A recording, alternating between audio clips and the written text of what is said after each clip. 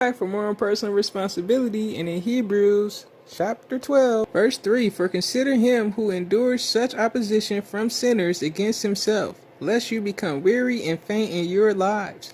You have not yet resisted unto blood, striving against sin, and you have forgotten the appeal which speaks to you as to sons. My son, do not despise the discipline of, we have the name of God here, Hebrew translation, nor faint when you are reproved by him.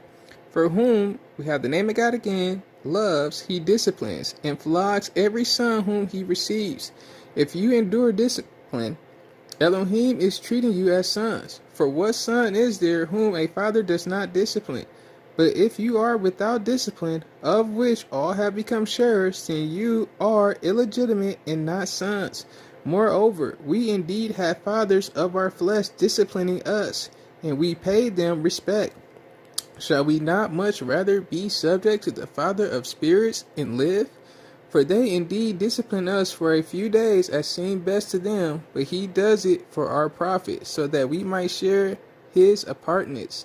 And indeed, no discipline seems pleasant at the time, but grievous. But afterward it yields the peaceable fruit of righteousness to those who have been trained by it.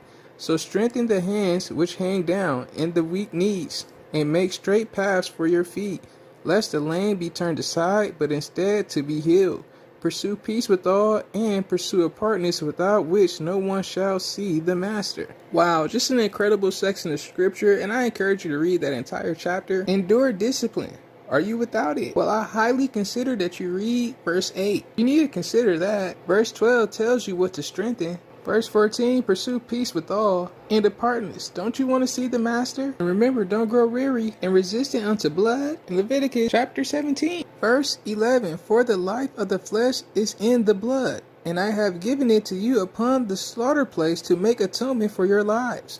For it is the blood that makes atonement for the life. In Genesis chapter 4, verse 10, and he said, what have you done? The voice of your brother's blood cries out to me from the ground. Get it? In Exodus 14, verse 14, we have the name of God here. Hebrew translation does fight for you, and you keep silent. That's easy. Special shout out to Jeremy Parker, John Albert Elway Jr., John Stephen Young, Kenneth Michael Stabler, Aaron Charles Rogers. In Psalm 144, blessed B, we have the name of God here, Hebrew translation, my rock, who is teaching my hands for fighting, my fingers for battle, my loving commitment and my stronghold, my tower and my deliverer, my shield and in whom I take refuge, who is subduing peoples under me. Do they really want your blood crying out? Not for Mario, silly, for God.